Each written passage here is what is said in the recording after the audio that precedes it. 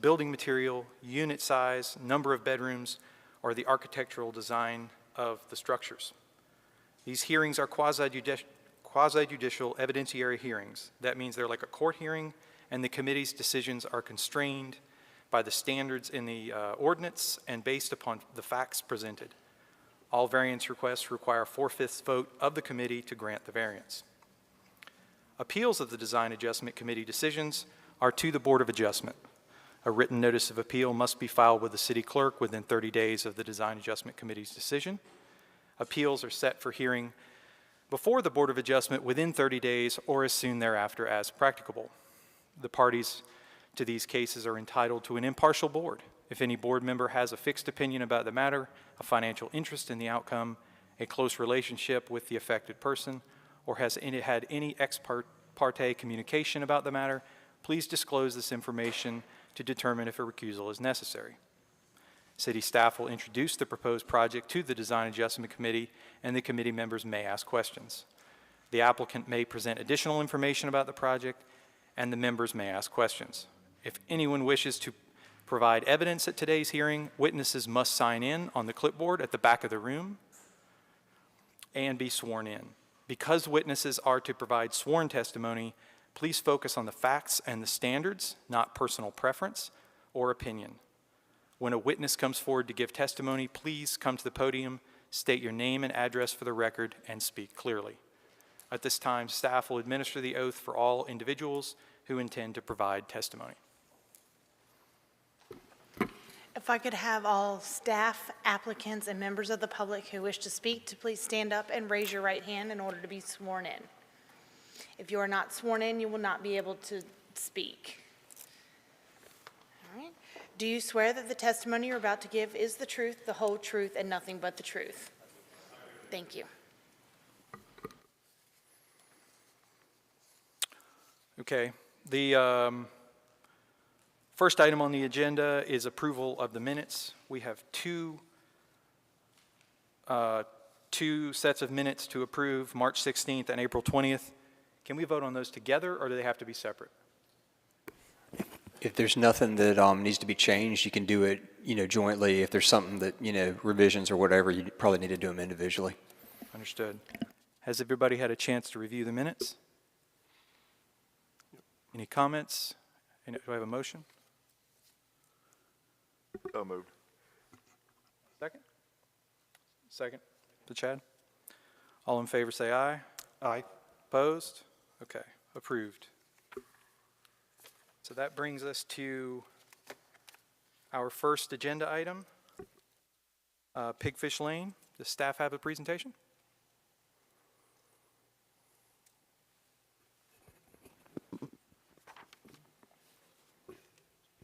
Good afternoon.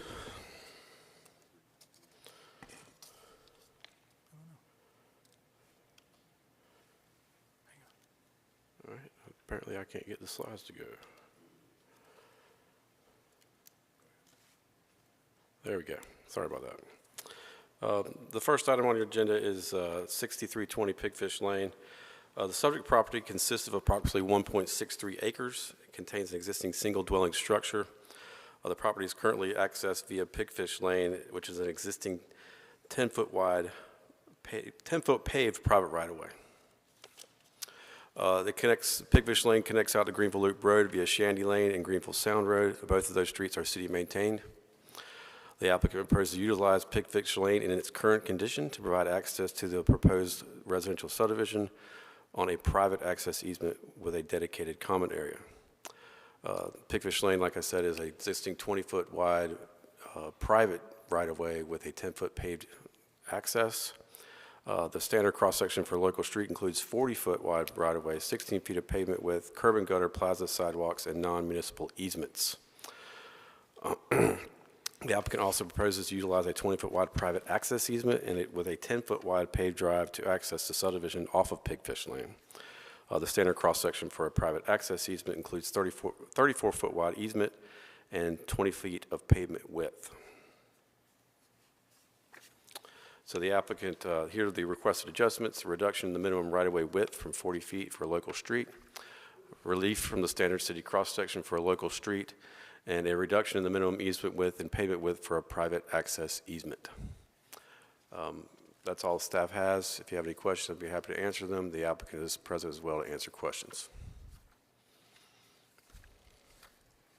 Thank you. Do we have any discussion questions for Brian? Is there an existing structure on the lot that's proposed for subdivision, and is it going to remain? I believe there is.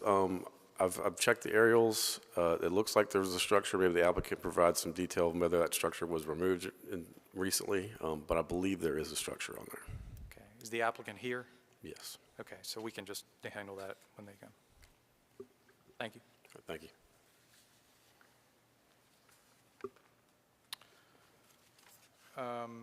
Does the applicant wish to speak on this?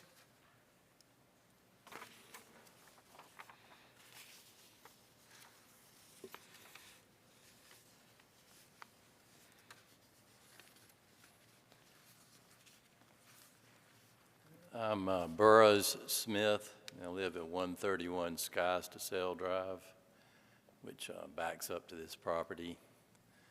There is one existing house on the property now. This was one big lot.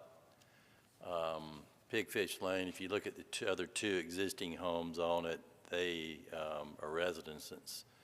They've taken 2 lots and made 1 lot out of it. So it was really designed for, 5 lots. If you take those extra lots, there's only 3 houses on it now. And all we want to do is to add 1 additional house on this lot to subdivide it. We are really concerned, the neighbors, about protecting our views, basically, and what happens in the neighborhood. And so we're just trying to get our investment back, basically, out of it. And we feel like after talking with real estate professionals that we have a better chance if we just have 2 lots up there on the high ground. Everything east of the Cape Fear Public Utility sewer easement, and including the easement, would be out of play for any kind of building. You could do it technically. I mean, you'd have to build it on pylons. It's in the floodplain, but do it all over the area. We want to prevent that from happening, and we want to control where the houses are built. So if we get this passed through today and do the subdivisions, we would restrict where the houses would be placed on the lots, and we just want 2 lots instead of 1. And that's basically it, really. Yeah. You said 2 lots, but instead of 1. Well, there's 1 big lot, the whole tract. It was the Carl property, and they both are now deceased, and the heirs are selling the property. And so we're proposing to buy it, and instead of having the 1 house, which we would demolish because it's old and antiquated, and then we would subdivide to 2 lots. The existing, we would just make, really it'd be 3 parcels. It'd be those 2, and then the common area would be the 3rd parcel, which we would not do any building on. And that lot, we would just put restrictions in there to where nothing could be built on it. Yeah. That's our goal, really. And the other 2 are up on high ground. It's a nice hill. You can see the contour lines, and they're way up out of the floodplain. And we would position them. The neighbors are really concerned about their view. There's a Dr. Flurry there, and some of the other neighbors. We all back up there. And so we've talked to a lot of the neighbors, and that's our goal, is just to make sure that, somebody didn't come in there and try to do 4 lots and cram it in there and really overburden. And we just feel like Pigfish Lane it's narrow, but there's big, existing oaks and dogwoods and stuff like that on there now. And the folks that live on Pigfish Lane now, nobody really wants to change it, just kind of replace 1 house and then add 1 more. Yeah. Okay. Thank you. Any questions of Mr. Smith? Okay. I do have one question. Maybe it's for staff. I guess when I was reading the packet or looking at it, I did see the 1 lot, and it looked to my eye as it was going from 1 to 3. So the large common area, that can be restricted from building? I mean, it looks like it's going to be a separate lot. Yeah, they would have 2 buildable lots, and the remainder will be dedicated as common area under, I believe it'd be some kind of covenant or HOA for the subdivision. You know, we'd be fine to restrict that so it's non-buildable, you know, so nobody can ever come in and add another house, you know, later. We'd like it just to be restricted to 2 buildable lots, yes. Understood. On the whole track, yeah. It goes all the way out to the waterway. Okay. All right. Thank you. Thank you. All right. I believe next we would open the public hearing on this issue. Is there anyone in the public who would like to speak? I mean, I don't call on people. Is there an order established? How does this work usually? You could just come on to the podium, and if anyone else, you can just line up to speak. I would say that the public hearing is generally 10 minutes, so if you can limit your comments to 10 minutes total. Is it permissible for 2 joint property owners to speak simultaneously? Certainly, certainly. We're Pam and Bill Maureen. We are neighbors. We live at 101 Windlass Drive. To orient yourself, we are the contiguous property on the far lower right corner. I'm sorry, can you give me your names again? Yes, and we are deeded as William C. and Pamela S. Maureen, M-O-R-I-N-E. Our address is 101-101 Windlass, W-I-N-D-L-A-S-S Drive, and we are the property in the lower right corner on this plot plan. Thank you. One of the first questions we have is, we are in possession of 2 site plans, one dated February 19th, which is the one you have up on your screen, and that does show exactly what we have here. And then there's another one dated March 23rd, which shows 3 proposed lots and a common element. And so our first question is one of confusion. March 23rd is obviously after February 19th. Which one is the correct one? Is the March 19th one, and maybe this is the boroughs, but is the March 23rd one the one that's ultimately going to be presented, or is it the February 19th one that you have up on the screen? Please, staff can answer that question. The site plan you see on the screen is what was submitted as part of the application. I'm not aware of the other site plan. So The March 23rd one is the one that's been circulated to the neighbors. Okay, yeah, I mean, if we consider the one on the screen, then that, and any waivers are considered with that, if they wanted to modify that plan, it would have to come back before this board, as I understand it. Is that correct? that is correct. What if they don't wish to modify and you act on the 2-lot proposal before you? Well, then they would only be permitted to build the 2 lots. Okay. Could we inquire of the applicant why there are 2? We'll get that straight. I mean, just if you want to state your concerns, I mean, I understand Okay. there's some confusion Okay, around Our that. concern is that you'll be acting on a plot plan that could be obsolete and has been superseded by another plan. Well, but that's what they're saying Well, they're okay, going to that's act number on. one. Number 2, we have 3 questions, sir. I'm cognizant of the 10-minute rule. The question 2 is, we notice that the applicant is a Randall Williams, whom we do not know, and yet here today speaking is Mr. Burroughs Smith. He is supposedly purchasing the property in conjunction with a gentleman named Deans Hackney. And my question is, who is the true owner at this time? Is Randall Williams the owner who filed this? And what is the role, if it is, what is the role of Mr. Smith and Mr. Hackney at this point before you? And then our third question? And my third and final question is, if the applicant, after your determination on Pigfish Lane, decides out by the waterway to grant boat access, and there have been 2 proposals we have heard, a continuation of the channel that is currently with Oak Landing, or a possible extension of a walkway approved that would go from the end of the property out to the intracoastal waterway.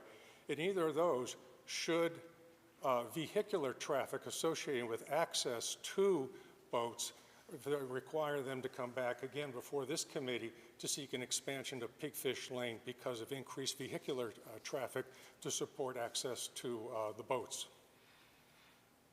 And/or is there such a plan for waterway access?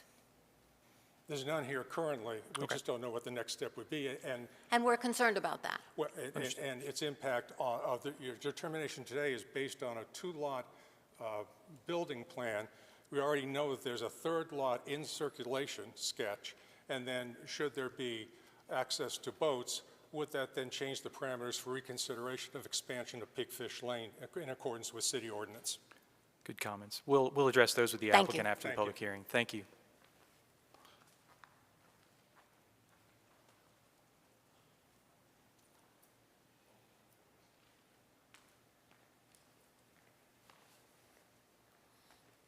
Good afternoon. My name is Mike Zillick. I'm at 6300 Pigfish Lane. It's the first lot right off of Shandy there. So my family and I bought the house about 4 years ago. And one of the reasons we bought the house was because it's a quaint little neighborhood, a really small private lane, right? No HOA, just two really nice neighbors that we got along great with. So what we want to do is maintain the character of this lane, maintain the character of the street. So we're in agreement. We don't want the street to be turned into a 40-foot wide subdivided lane. Ideally, we just wouldn't do anything with the lot, at the end of the roadway, but I'm a realist, I understand a developer can come in and potentially put multiple lots in here, so, I can get along with a two-lot subdivision. What I don't want to see is have this approved and then turn this into a 4 or 5 lot subdivision. So what guarantees do we have that this is the plan that they're going to move forward with, right? Okay. Could they come in later on and add multiple additional lots? We'll get staff to answer that after I think Brian's already answered that question, but we'll get confirmation of that after the public hearing. Okay. Thank you. So the other one comment that I just wanted to make, all of the 3 lot owners on Pigfish Lane do maintain a 20-foot wide access easement that actually goes all the way out to the intercoastal waterway. And it's shown on the plan here, basically in between the second and third lot. But it's actually shown in the subdivided lot. So my understanding, it's an access easement that can't be built on, right? So how does that go for minimum lot size, right? Can that be included in the 20,000 square foot minimum lot size? Okay. So, thank you. Thank you.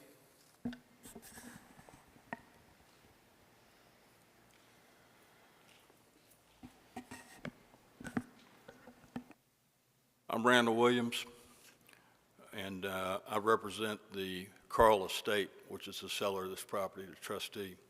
Burroughs is a buyer, and he's the one proposing to subdivide it. I want to clarify a couple of things. Pigfish Lane, we had to hire an attorney essentially to do forensic title work and trace the title back on that to the 1800s, and then the trail goes cold, so you can't find out who owns it. But there's a house down there now. It's been there for, 40 or 50 years. So if, if there was a fire and other emergency, I presume they would come down that road now. There were 2 old people who lived there before they had passed away. So from what I understand, Burroughs is talking about doing it is adding 1 house. So there's 1 house there now which will be raised. He'll build 2 houses. The rest of it will be a conservation area and will be handled in his documents. Regarding the people's concern about the waterway, it's about 1,400 feet out to Money Island. There is at some point there was a submerged land claim that was adjudicated not in the Carl's favor, but it's basically submerged lands. It's titled to them. They're taxed on it. It's in the tax record. We had it surveyed. It's about 3.64 acres west of that line. There is a riparian corridor that Camel would permit, and you go out to Money Island. You got to have 2 feet to put a floating dock. I don't think there's 2 feet out there. The water classification on that part of ICW has been improved to the extent they probably would not permit any dredging. So you'd be carrying a pier out 1,400 feet to a step down to a fixed platform where you could launch a kayak or a paddleboard, but you're talking about construction costs is about $50 a foot now for a pier, times 6 feet, times 1,400 feet, so it's not feasible. We showed the property to a number of people who came to that same conclusion. But if somebody was going to spend that kind of money to get out there, even if it was to launch a paddleboard, their concern about vehicular traffic down there is unfounded because these will be the people who own the property. This is not a public, nor would it be a public marina. But there is a defined riparian corridor. We talked to an environmental engineer about it, but it's unlikely it's going to be built on. That was an impeding factor as far as the price of this property, I can tell you. And I've been selling real estate for 40 years around here. There's no practical way to get out to the ICW without great expense. So I don't think they're going to have to worry about that. But if somebody did build out, it's going to be private. It's going to be their 2 neighbors. And that's who's going to be using it. It's not going to be a public marina. But I wanted to make that clarification for y'all.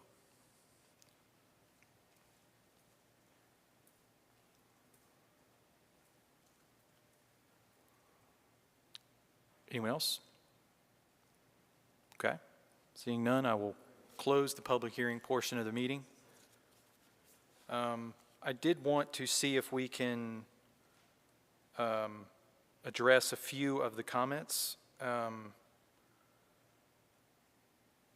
guess that would be staff. I think you've already addressed the number of lots. In other words, I just wanted to clarify that the applicant is asking for 2 lots. If there was any change in the site plan, number of units, that would have to come back to this board for additional approval. Is that correct? That is correct. Okay.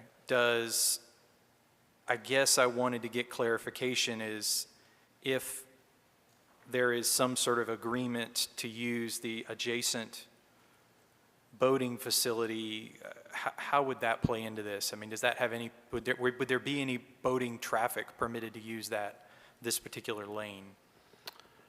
I can't really speak to that, and that's really not under consideration today. Okay.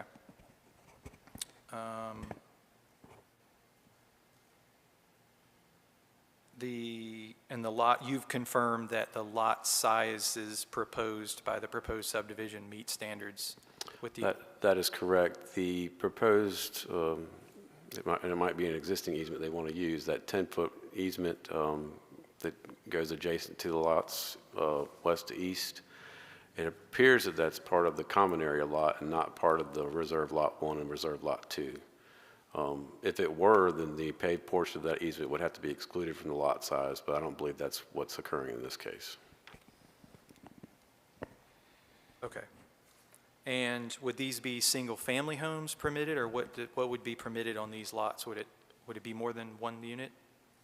I believe they're R20, so they would be subject to the R20. It would just be single-family ADUs. Okay. Possibly. So 2 units is there's They one... could potentially have an accessory apartment. But they would still be subject to the 4-unit max off of the easement? Correct. Okay. Okay. Any other questions, staff? I got one question, Rob. Sure. Brian, so I'm trying to clear my confusion on this. So these residential lots all would be accessed by the private 10-foot drive for all of these? Yes. Okay. Thank you. Now, is the 10-foot drive, it's within the current 10-foot drive within the existing Pigfish Lane? That exists within the 20-foot right-of-way that we see on our screen? That is correct. The detail for what's currently in Pigfish Lane is located at the top of the preliminary plan. They surveyed the width of the actual right-of-way and then showed the improvement within that right-of-way. Okay. And they're proposing to extend that into... I believe it's existing, and they just want to use what's existing. They don't want to touch anything that's out there. They just want to be able to utilize what's there to add an additional lot. Oh, so it's already existing within the access easement All portion. of it's existing. Okay, understood. Okay. Okay. Do we have any information on, I don't know if utilities are present or pertinent to this at all, but There are utilities currently present. There's a sewer easement kind of running north of Pigfish along Oak Landing. Okay. So they would have access to sewer. Water would more than likely have to come off. The existing structure has water, so that could be reused. A new water service would have to potentially come down Pigfish Lane, but it's just a service line. Okay. We're not adding, you know. They're not extending a main. It would not be a main extension, no. Okay. I did have some questions about how the fire code and access requirements would apply to this site. With it, typically when, especially in residential units and according to state fire code, if this were a brand new development where they're adding 3 or more residential units, the access would have to be a minimum of 20 feet in width, whereas Pigfish Lane is only 10 feet in width. But as Brian had said, this is an existing road, and they're just willing to use the lots off the existing road as it is and not adding anything to that. The fire code would probably not be applicable in this particular application. Okay, so the 20-foot, which is the potential fire code requirement, that takes us, if that's not applicable, then it takes us down to the city standard, which is 16 feet of paved width on dedicated access easement. That's about be my assumption, yes. Okay. And I guess my question for the board is, or committee, is do they have justification to reduce it from the 10 that's both existing on Pigfish and in the easement down from 16 to 10? I mean, if they have the ability, they have the width within Pigfish Lane to widen it. Is there any concerns? What are the concerns of the committee to reducing it from 16 down to the 10, which is requested? Fire code standpoint, this would be the scenario or the situation, because I realize these are annexed areas, have been annexed for quite some time when the city annexed this area. The problem is if we have a hypothetical fire response and we're on a 10-foot wide easement, we're bottlenecked. Nothing else comes down that road. And if anybody has seen fire operations and so forth, there's multiple vehicles, there's fire hose laying all over the place. We would be greatly restricted because we'd have absolutely no ability to even go past. If the first unit that comes in, it bottlenecks the entire road. We've got no other access to that. We've got no place to move. We can't take it off the pavement because of the weight. It would really limit our accessibility to these residential dwellings in the event of a fire emergency.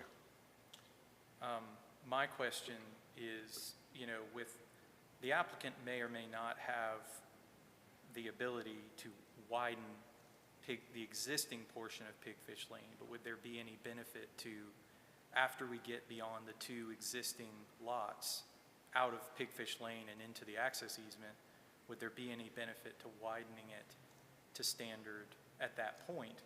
Understanding there is a bottleneck on Pigfish, but potentially, if, you know, it's just like a pull-off. If you can see somebody coming, you have enough room for, you know, a sort of a widened edge in that area. Would that provide any benefit? It'd be beneficial.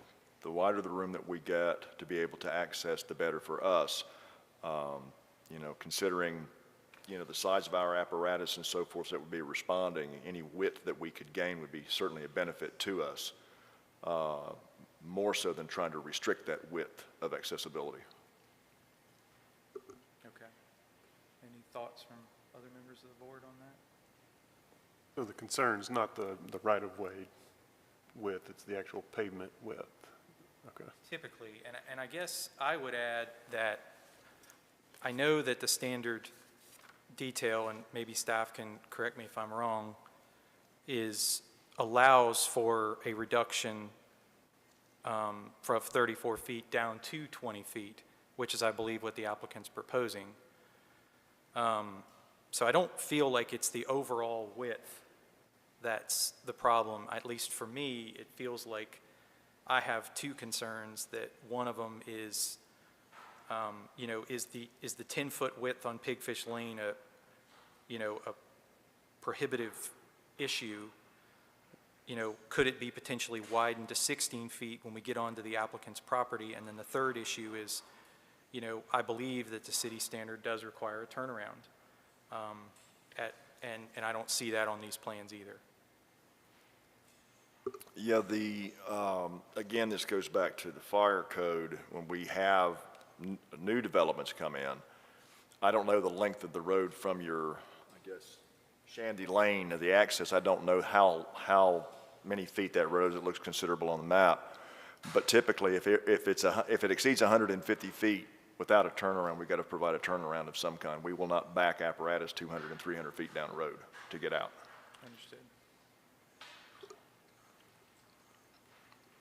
Is there any more discussion amongst the committee? If not, I think we need to take some action on each waiver individually, and there were three. The first one is the width of the right-of-way, of Pigfish right-of-way from the standard 40-foot width to 20. That's what's serving the access easement at the end.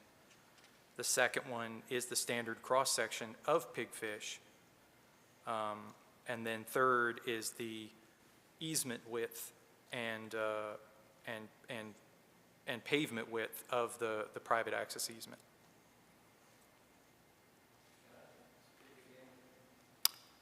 Is that the applicant's allowed to speak, I assume? Yeah, certainly.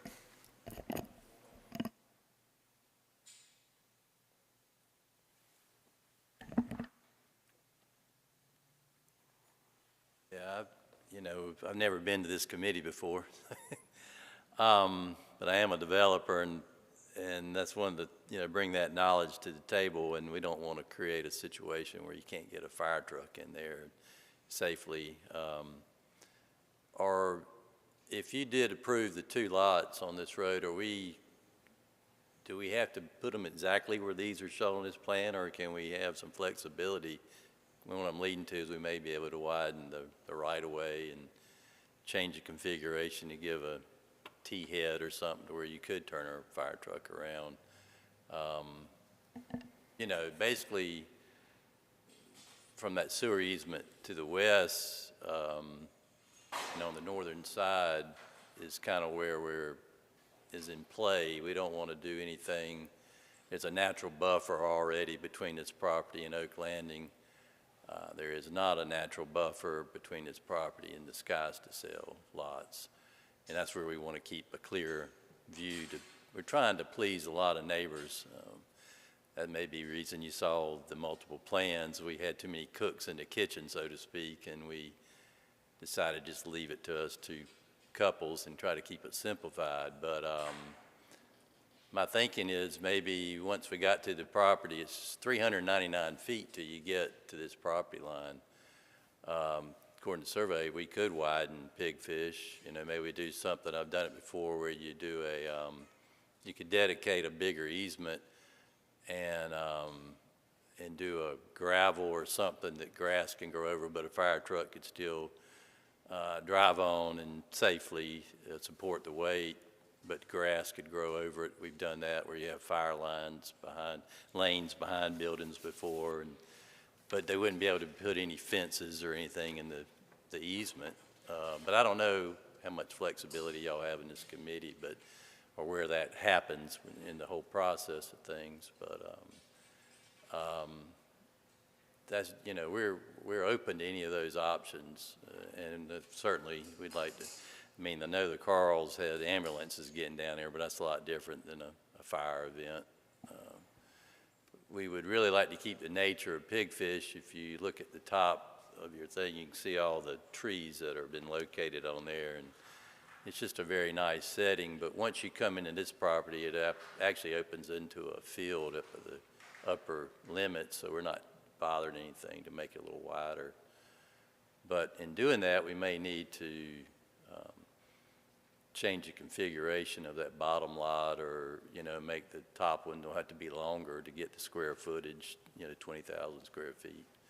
So it's those kind of things, I didn't know if we could do that, we had the flexibility. We'll get staff input on that. Yeah, I Certainly. mean, when you get into the weeds, so to speak, of getting the plan approved or whatever. Yeah. Okay, I Thank just you. wanted to throw that out there. We're open to that, yeah. thank you. Brian, did you have a response on the reconfiguration of the lots?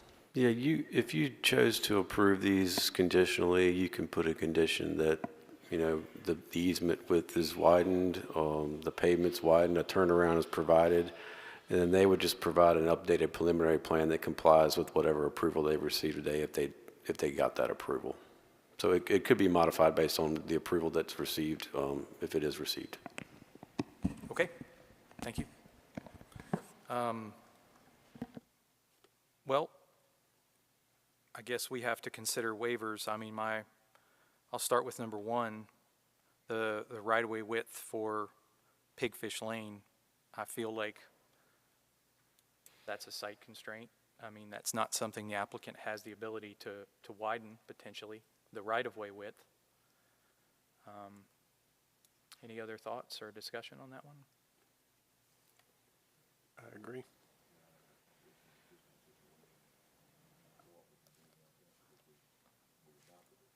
Certainly. I'll make that motion that we approve the waiver for number one, which is the minimum right-of-way width for Pigfish Lane from the required 20 feet, or excuse me, a required 40 feet to the provided 20 feet based upon the existing condition, the existing site constraints. Second, any discussion? All in favor say aye. Aye. Aye. Any opposed? Okay, number one is approved.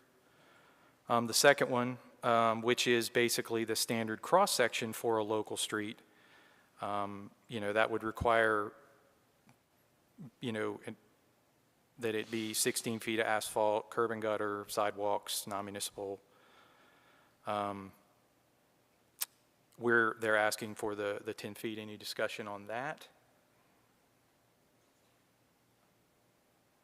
I'm personally, if there's no concerns about physically getting a fire truck through that area, I'm more comfortable with that. I guess maybe there's one question. One of the conditions, the recommended conditions, is that the existing trees must be trimmed up so that there's a minimum clearance of 13 feet 6 inches. Does the applicant feel like that's going to be an issue with the current trees to be able to limb those up? Does that condition exist now?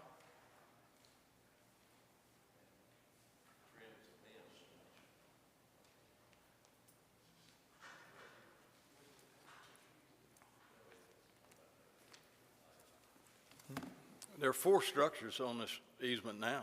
What would happen if a fire truck had to go down there tonight? That's not what we're, Yeah. part of what we're concerned about. It was, I don't see any impediment to trimming those trees up. I mean, might take an arborist, some of them are old growth, oak. But I don't see any impediment to coming in there and trimming that up and being able to get a, in fact, it needs to happen.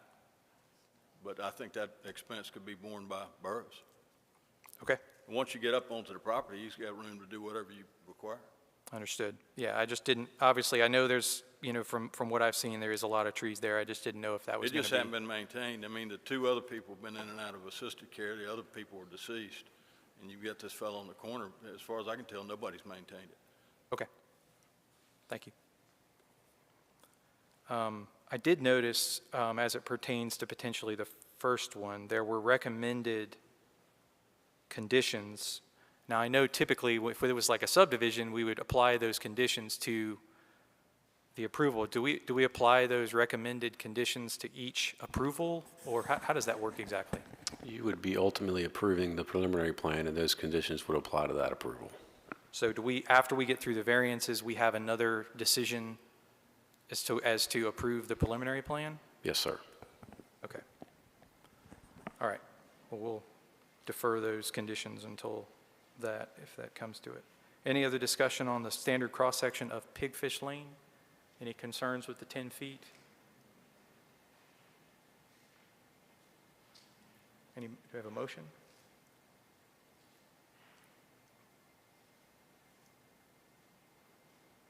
I will make the motion to approve the standard approve the waiver to the standard cross-section for Pigfish Lane due to it's an existing condition, to the 10 feet of pavement width that's existing. I'm assuming it is 10 feet consistent. Any other, and do we have a second? Second. Second. All in favor say aye. Aye. Okay, motion passes.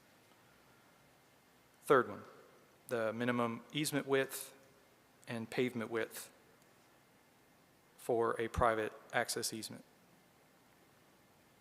My personal opinion is that there's no site constraint that would prohibit widening Pigfish Lane to 16 feet, which is the standard width, paved width. I don't see a reason, and it would provide benefit for fire. And the other condition that I feel like ought to be added is to provide a turnaround for emergency vehicles. And I mean, I know that as far as conditions go, I don't have any problem if the site plan, the lot lines are adjusted to accommodate that additional width and the turnaround, because the turnaround does have to be included in easement, which would be paved width that could potentially be subtracted from the lot. I don't have any problem with reconfiguring it. Obviously, if they were to go and stick one of the lots all the way out, that wouldn't be something I would be, but I haven't heard that that's what they're talking about. So I guess I would formulate that into, any discussion on that?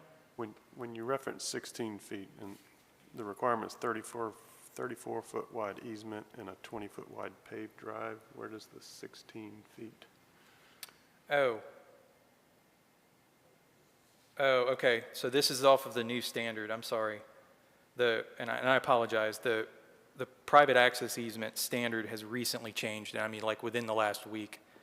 So I don't know, but my guess is that this was probably submitted prior to the changing of the city standards, which again, that just happened last week. So I think that 16 feet up until last week was the city standard. And if the fire code doesn't require the 20 feet in this case, the standard defers back to 16. So my motion would be to require them to widen it to 16 feet after they get out of the Pigfish right-of-way and into the width. I have no problem with the 20-foot easement width, but I think it needs to be widened to, the paved portion needs to be widened to 16, and they need to provide a city standard turnaround.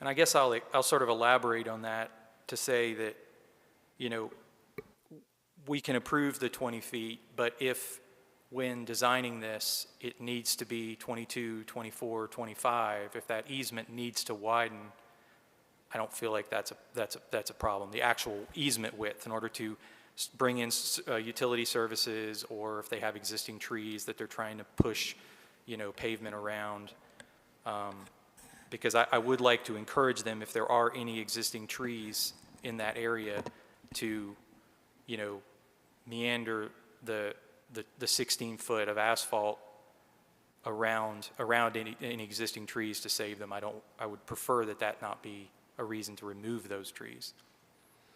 Yeah, I would just add that if you approve this, you would be allowing up to a reduction to 20 feet. So if they don't go down to 20 feet, that would still meet the approval. Thank you.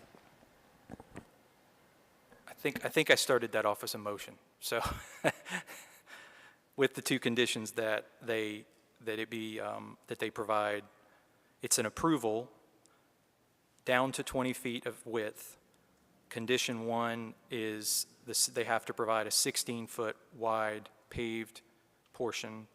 Condition 2 is to provide a turnaround at or near the end of the easement. Second? I'll second. Discussion? All right. All in favor, say aye. Aye. Opposed? Motion carries. Thank you. And then we vote on the whole thing. We have to vote on the preliminary plan. Okay. Well, I think we've talked through the major issues.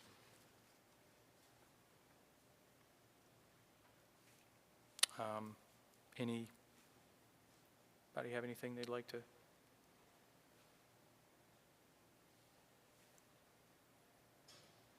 I have a motion.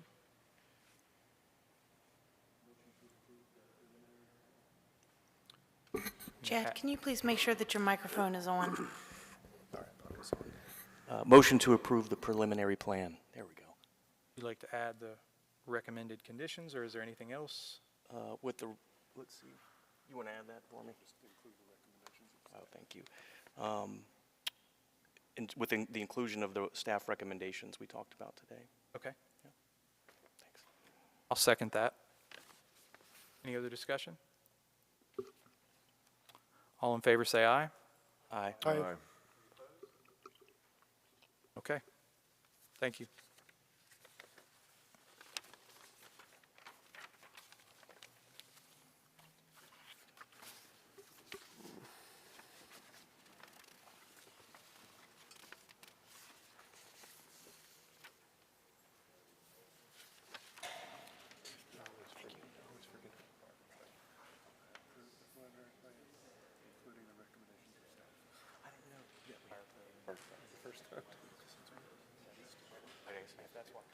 All the waivers, and then we can do the whole thing. I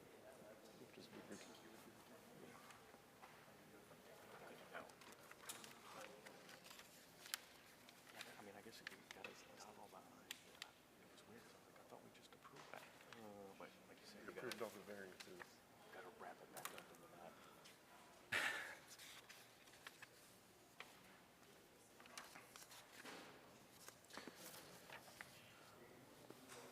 So this,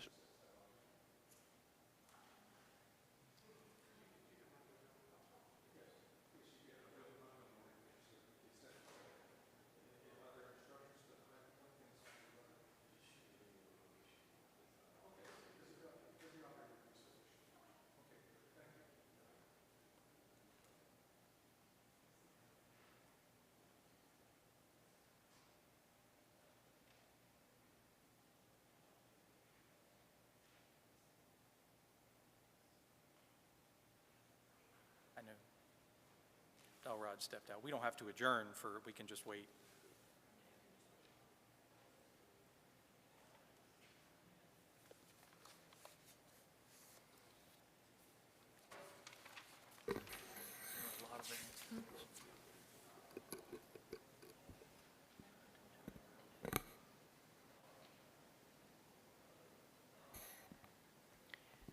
We're just taking a brief recess while one of our members takes care of some business, and then he'll be right back.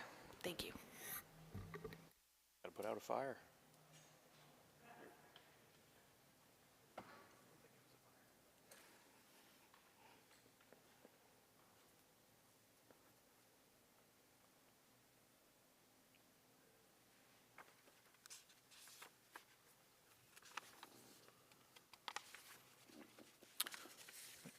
Okay.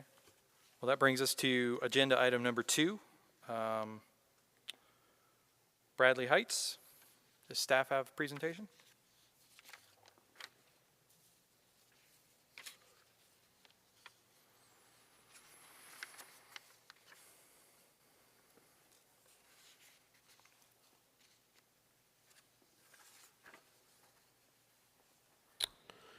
Okay, the subject property consists of approximately 8.76 acres, contains several vacant tracts and 2 existing single-dwelling structures. The applicant is currently proposing to rezone this property from R15 to an R5 conditional district for a residential development that includes duplex, quadruplex, and courtyard-style homes within public rights-of-way and to provide open space and stormwater facilities. Currently, Giles Avenue is a platted, unimproved 30-foot wide right-of-way. An existing variable width right-of-way between 26 and 36 feet is located at the end of Giles Avenue, which would be here on the bottom right of your screen, and which also connects down to Pfeiffer. And the applicant is actually proposing an additional right-of-way that would run through this property, which would provide an additional connection between Giles and Pfeiffer. The applicant proposes to improve the existing unimproved portion of Giles Avenue adjacent to the site. Like I said, construct a new street that would connect Giles to Pfeiffer and then improve the variable width right-of-way at the southern end of the site that provided secondary access. The standard cross-section for a residential collector street includes 60-foot wide right-of-way, 30 feet of pavement width, curb gutter, plaza, sidewalks, and non-municipal easements. The standard cross-section for an alley includes 20 feet right-of-way, 16 feet of pavement, header curb, and plaza. The applicant is asking for several requested adjustments. The first would be relief from the standard city cross-section for a residential collector street in the existing platted right-of-way. The second would be relief from the standard city cross-section for a residential collector street in the proposed public right-of-way. The applicant is requesting an alternative cross-section for the proposed alley within the existing variable width platted right-of-way. They're requesting a reduction in the minimum turning radius at various intersections. These would be the intersections that are for the driveways coming off of the unimproved portion of Giles. They're also asking the allowance of header curb in lieu of vertical curb at these driveway locations in the turning radius at the intersections. And then the final request would be to increase the maximum driveway width. And those are all to allow for freer movement into these driveways coming off of Giles. That is all I have prepared. If I'd be happy to answer any questions, and the applicant is here to answer questions as well. Brian, the platted right-of-ways, are those platted public right-of-ways? Or are they, do we know? We do not know. Okay. You're referring to Giles? Correct. Right, this was part of Bradley Heights that was recorded back in 1948. They just didn't put it on the plat. It just says streets, and they're not included in the lots that are adjacent to it, but they have not been accepted by the city, so they're just kind of no man's land, I guess. And I guess I could ask the city attorney to keep me out of trouble by the nomenclature that I use to describe these rights away. Yeah, that might be a, Sean, if you could. They're not in the city system now. Ultimately, it would be a council decision whether they wanted to accept the right-of-ways or not. I don't see a legal impediment to council doing that, but it would take council action to do so.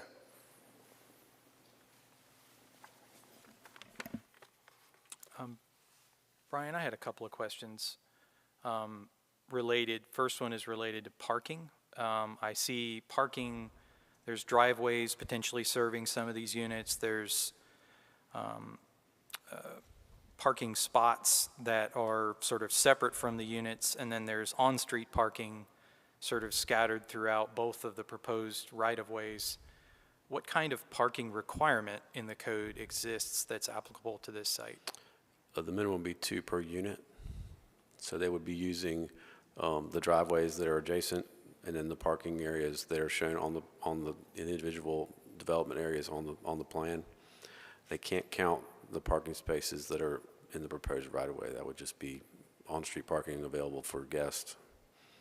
Okay, so they're not using the public right-of-way to account No, for those cannot be counted. So they would have to count all the parking to satisfy the parking requirement. Would have to be satisfied on site.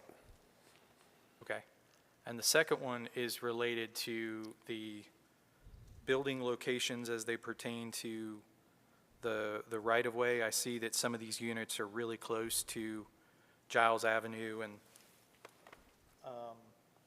really close to Giles Avenue. Is that a requirement of the zoning code?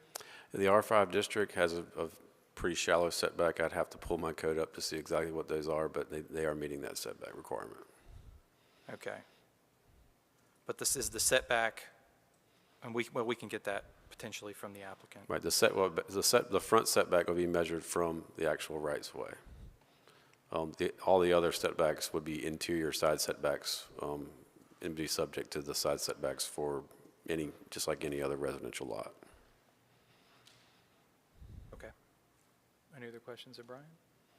Just for my own knowledge, Brian, the parking, back to the parking, 2 spots per resident, does that include the garage? Is that considered a parking? If they have garages, the garage could count as satisfying part of that requirement. Gotcha. I'm not sure they have garages, the applicant will be able to answer that. I don't think they are, but they'd be able to provide some clarity on that. Okay. Understood.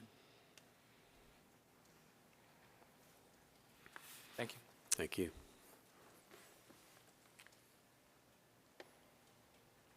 Does the applicant wish to speak on this?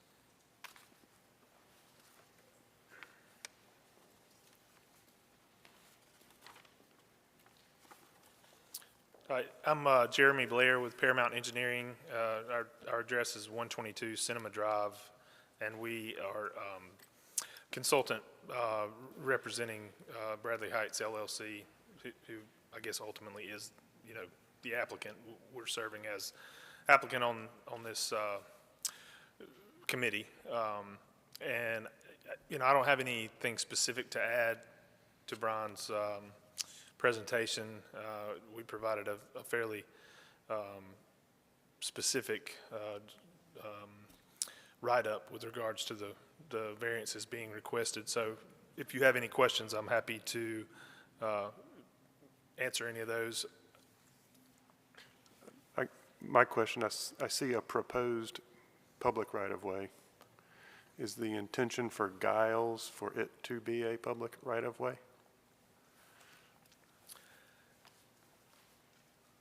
I think to the extent that the city is willing to accept it, that they would propose it to be public, unless, the owner or the owner's architect are both also here and can weigh into that if there's a difference of opinion. But my understanding is that it would be the city's decision to take if they were willing to.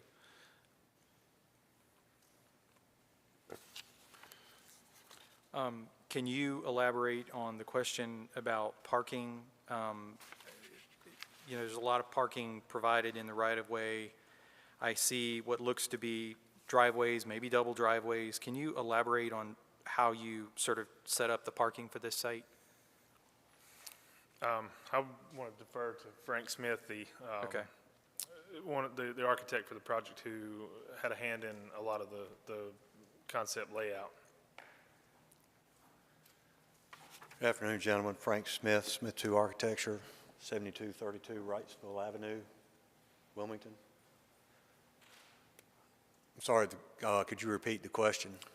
I wanted to know, I guess they have to have 2 units per, or 2 spaces per unit.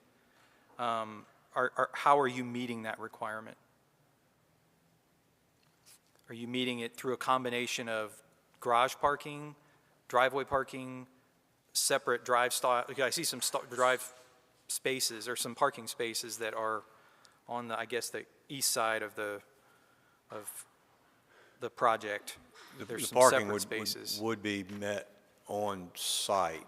The on-street parking would be intended for guests. I mean, we set it up. We've utilized the new LDC, and this is a combination. I may be getting into the weeds, but a combination of standard R7 lots, which allows duplexes on them, and the new alternative lot layout for courtyard housing. And the courtyard housing has its own requirements for parking and where it's supposed to be located. But yes, we would, and the ones along Giles Avenue are shown to be duplexes. There's a street profile on another page. And the units adjacent to the alleys have garages. The other 2 don't, so they're going to have a little bit of a trot. to the required parking farther back, Okay. if that answers questions. And then the ones on the front are the more or the standard and not the courtyard housing on the new right-of-way. I noticed on the proposed 40-foot, the new 40-foot right-of-way off of between Pfeiffer and Giles, you've got 30 feet of asphalt. Is it intended to provide, that's wider than the standard, is that intended to provide on-street parking as well there? I can speak to that. So our understanding of how this comes together to the benefit of the project is in the interim time before Giles Avenue is improved all the way out to Oleander, this road will function as a residential collector in that it, provides service to, more than 50 units. So, that drives the wider pavement width. But in practicality, long-term, it is more of a minor street where the 40-foot right-of-way ultimately complies there. So the wider pavement width is really just to provide more compliance with how the road will function in the interim period once it's built between then and Giles Avenue being improved all the way to Oleander. Chairman, can I add one other thing? Yep. I believe it was also widened. I believe we had it as the same as Giles Avenue at one point, and then we widened it just so we were asking for less variances and just not asking for more and more and more. I think the preference would be to keep them all the same. If it was acceptable, we just didn't want to ask for multiple variances. But we would certainly be willing to keep them all the same. Okay. Any other questions? Mr. Chair. Jeremy, I was just curious about the concept of reducing right-of-ways and how that would apply to stormwater utilities and dry utilities. And obviously, that will be addressed with separation in TRC. But in concept, do you feel that there's enough room in these narrower right-of-ways to accommodate all that?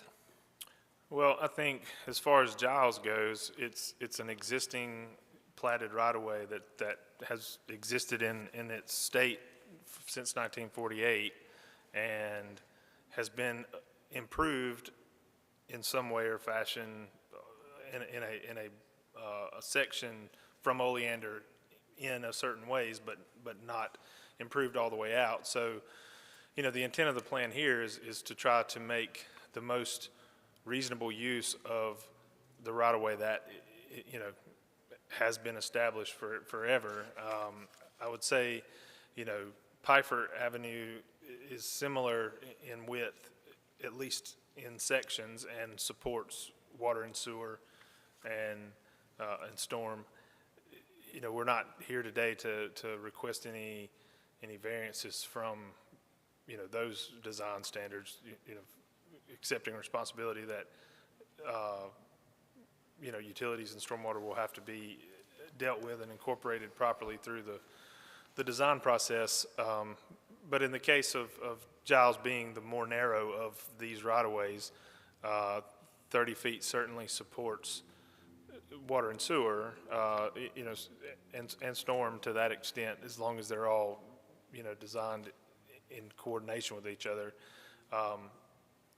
Storm also, there's an opportunity to locate it outside of the right-of-way and provide additional easements that won't ultimately, be a part of this variance request.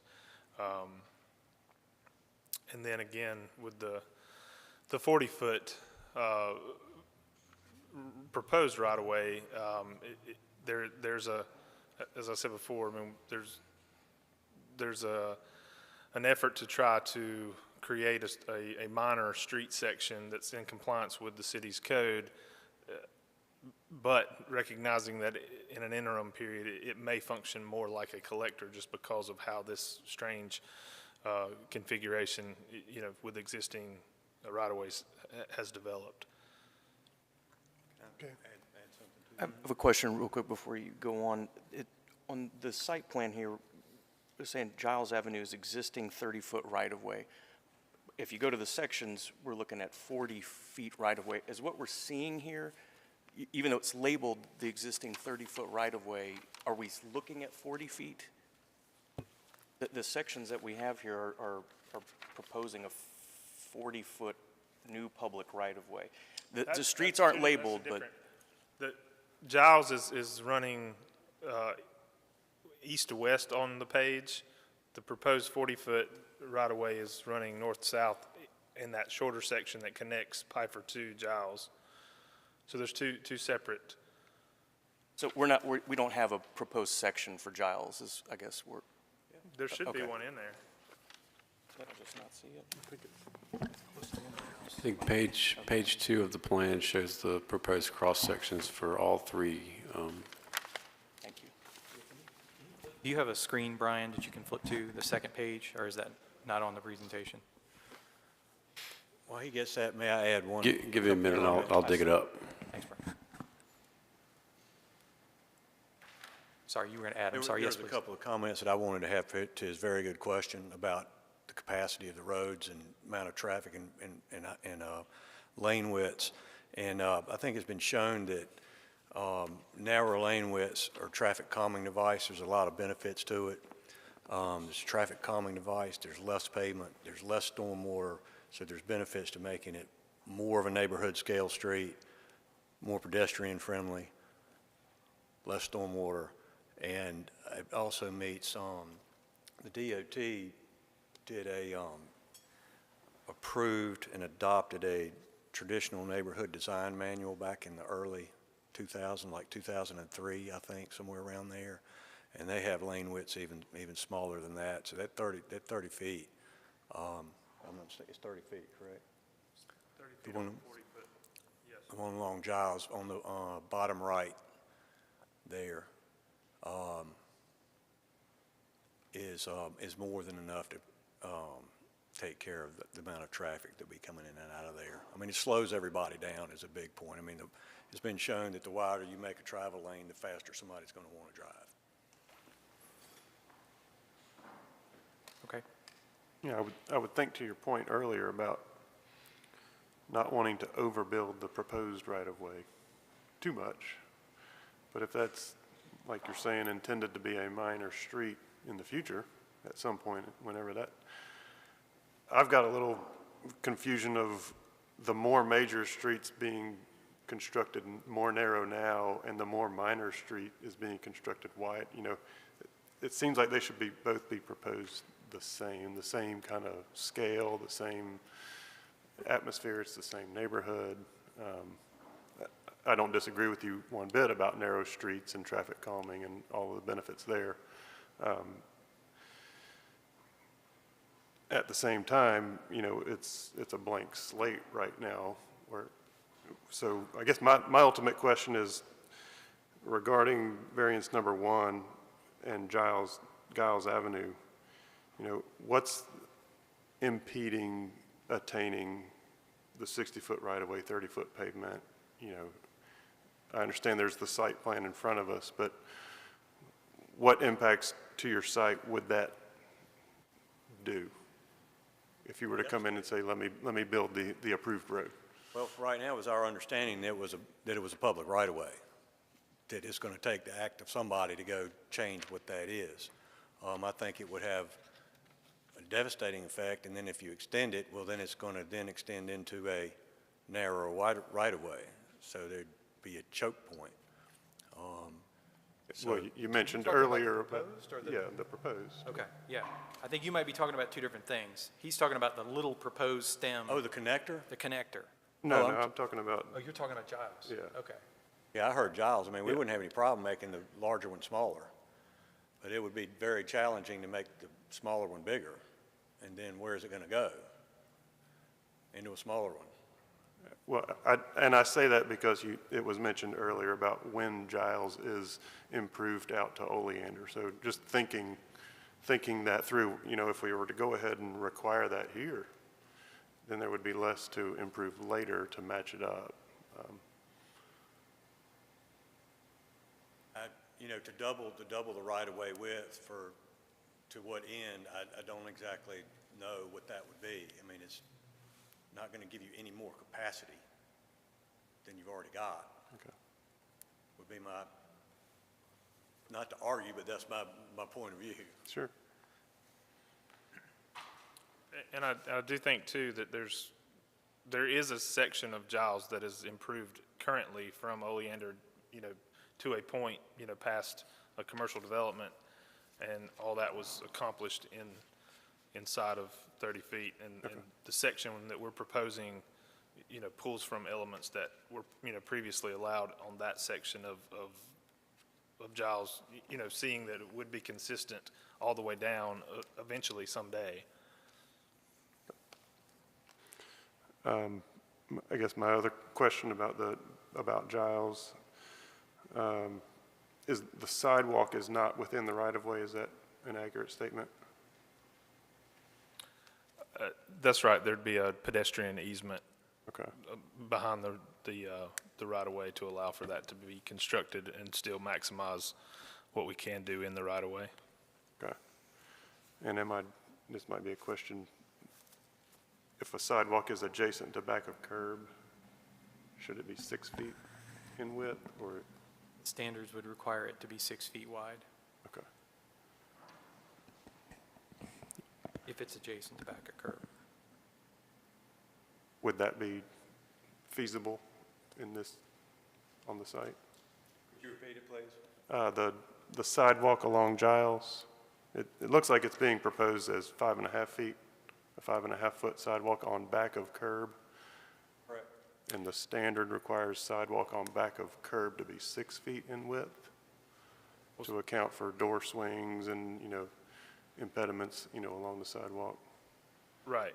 And so, I mean, we were proposing it that the 6 inches of curb combined with 5.5 feet of sidewalk, you know, ultimately gives you 6 feet. So the top of the curb is a walking surface, and They'll be flush. okay.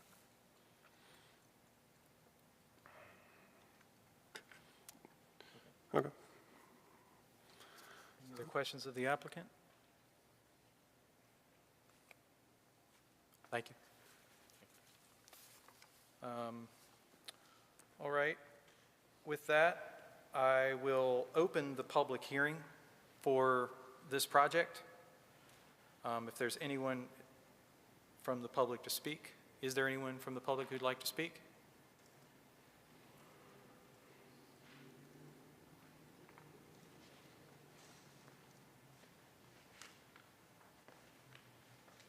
Okay.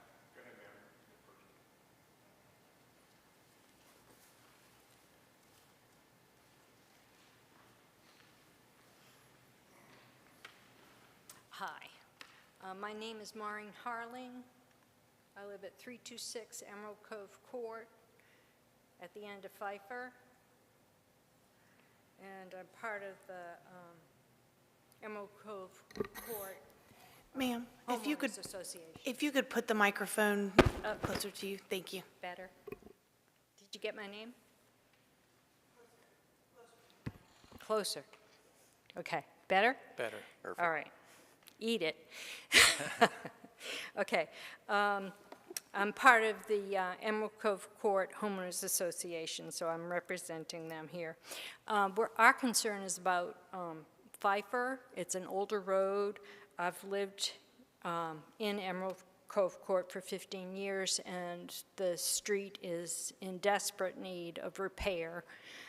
It hasn't been resurfaced in the time I've lived there, and there are several potholes on it.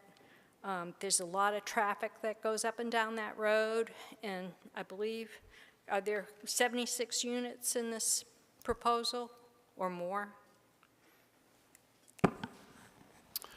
Ma'am, the original proposal you see on your screen is actually 77 units. I just received yesterday an updated plan that's actually going to be part of the rezoning. They're scaling it back to 61. well, that'll help a little bit. But I'm concerned about the amount of traffic that's going to be on Pfeiffer. It's a very narrow road. It's only 18 feet wide, and there are two large ditches, one on either side of the road.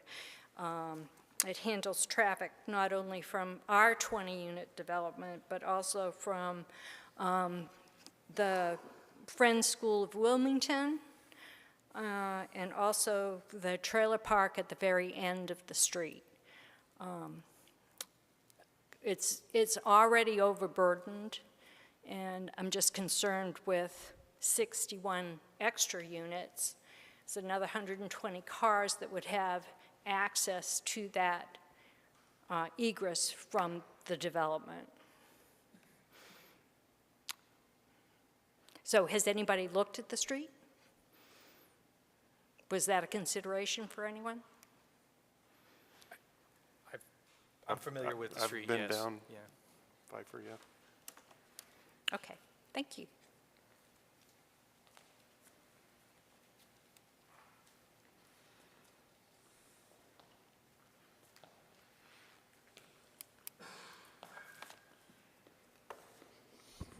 Good afternoon. My name is Neil Shulman. I live at 119 Nash Drive. I own a piece of property, that little square up there. I don't know what you all know about Pfeiffer Avenue or Giles Avenue, so I'd like to give you a little bit of education. Pfeiffer Avenue was originally called Piper Avenue because it was a runway. It was developed by John Calusi when he had his little plane over there before he went to the airport.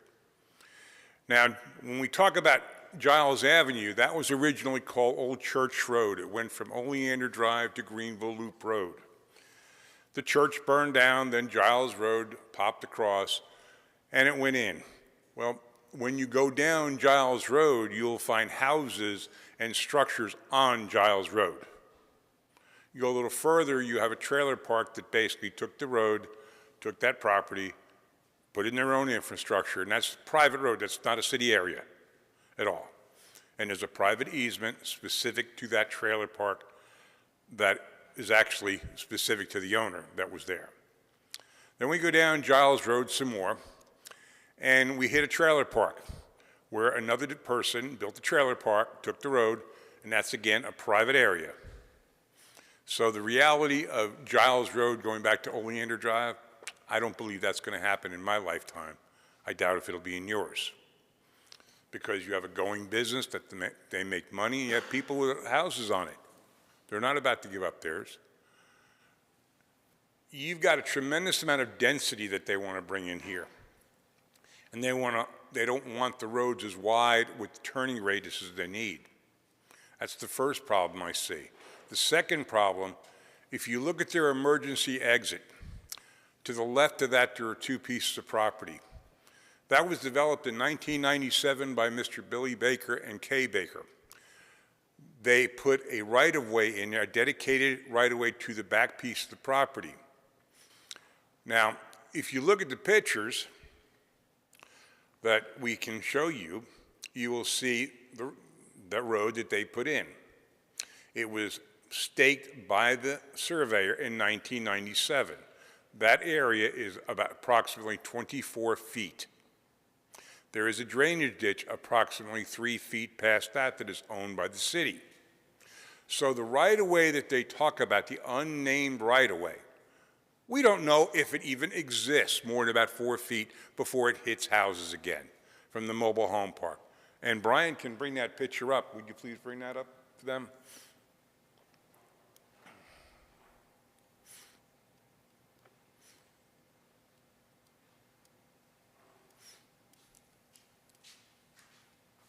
That's the road right there. Wait a minute. Yeah, that's it. And what you're looking at to your right is a ditch. But that's roughly 24 feet right there. So where is this unnamed right-of-way in reality? We don't know. I've asked the developer, have you surveyed any of this? Oh yes, we have a survey. Where's the stakes? Where are the flags? When the city came out there over 2 years ago with me, with Mr. Evans and Mr. Joy, We were standing on Giles Road, and I said, "You're standing in Giles Road, it goes from here over to there." And they said, "How do you know that?" John Joy asked me that. I pointed to a tag and said, "That was from the last developer 10 years ago. That's how long I've been dealing with this property." So until this property is surveyed, you don't even know if this exists. A paper road is a paper road, and if the unnamed right-of-way that they want for an emergency exit has houses on it, they've held that property for over 20 years. They have color of title. Then there's the next issue. There's already a drainage pond in the very back of that property from a different development. That drainage pond already is flooding the trailer park at times. So we have stormwater issues that have not been addressed. They have the mechanism to have the correct right-of-ways. They don't want to use their own property. They have the mechanism to have an emergency exit the right property. They don't want to buy the property. If they want to play with this stuff, they need to pay the price. Don't ask the citizens to do it. Then you have Pfeiffer Road. You cannot make a left turn on Pfeiffer Road in the morning. When I was there today, I took a picture of there approximately at 12:30 today. It took me 15 minutes to make a right-hand turn at the end of Pfeiffer. And there were 6 cars behind me. And when I got in line, there were 4 cars in front of me. So developing this property, it's a great idea to develop it, but the access has to be much bigger. The density is way too high. The roads need to be as wide as possible, and they need to have a turning radius so the fire engines can get in there. 1 minute, sir. Because at this point, I don't believe you could get a fire engine in either of the entrances off of Pfeiffer. If you have any questions, I'll be happy to answer them. Thank you. I don't. Okay, thank you. Thank you. Anyone else from the public who wishes to speak? Well, let's get through the public hearing first, and then we can address any of the. Mr. Chair, since Mr. Schulman does own property that abuts the site, I think he's a party and can introduce that if he wants to. If he wants to pass that to Amy, the clerk, that'd be fine. Certainly.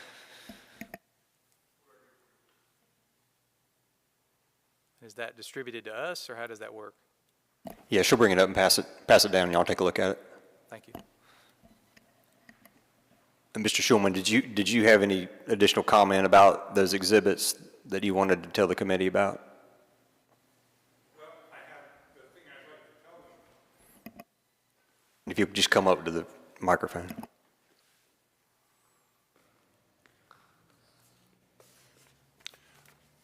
If you go up Billy Baker's driveway or road, and you see the ditch on your right, which is city property, again, that is, I believe, the center or the edge of the right-of-way. You will find on the other side of that ditch, about 3 feet away, you will find the back of a mobile home. You will find sheds. So again, if it doesn't exist, there is no emergency access. Okay. Also, I'd like to say that they said they were having all these meetings for us. They had one meeting for us. And they showed us a different plan than this one, or actually it might be this plan. And they said, oh, we're going to get back to you, but they never did.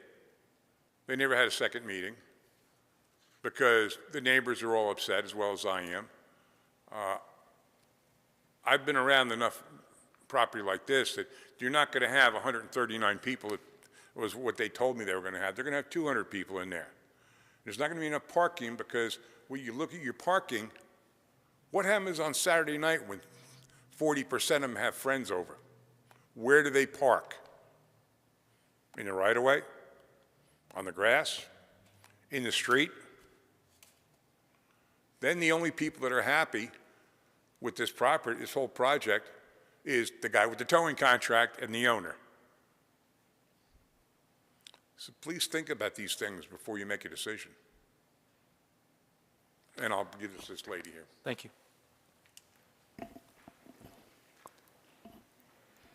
I think we've hit our 10-minute time frame. If there's no one else to speak, I'll go ahead and close the public hearing on this. Thanks, Mr. Chair. And if y'all just take a minute, Ms. Bradshaw's published what's been introduced, and since there aren't multiple copies, just give y'all a minute to pass that down so everybody can see it. Sure. Are there multiples, or is it just the one? Just the one, okay.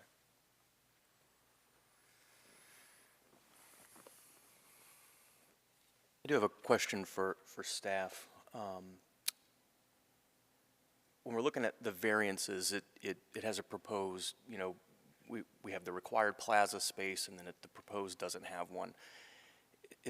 Are street trees rolled into that as well? Because I mean, we don't see them, any of the things like that we would require, I think, typically for these things, or in my knowledge, is that right or wrong? If there's an approved adjustment on this cross-section that removes the plaza, it removes the ability to put street trees. Which is a requirement Yes. normally.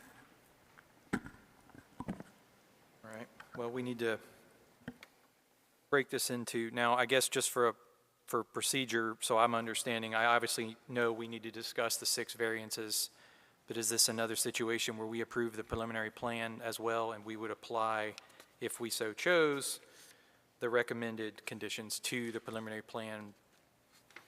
Okay. That is correct. And Mr. Chair, that's correct, but before that step's taken, I think the applicant did want to make a rebuttal statement, which they're allowed to do. Absolutely, Thank you. I was just letting that make its way through before we sort of took it any further. Thank you, Mr. Chair. All right. Does the applicant wish to speak?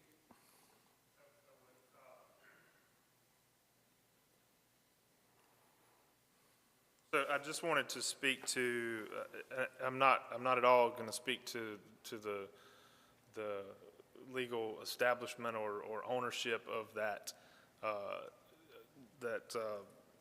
variable width right of way, but as to the history of its existence, and I can provide copies of this map book 5, page 5, that the original subdivision plan for Bradley Heights that created Church Avenue, which is now Giles, created Pfeiffer Street, which it's in its current state, and then it has that variable width right away that joins those two, and it was treated in terms of the mapping exactly the same as Giles or Pfeiffer, and that was from the 1948 plat. And then there was another recorded map for City of Wilmington waterline easements as part of the 98 annexation area. And that is,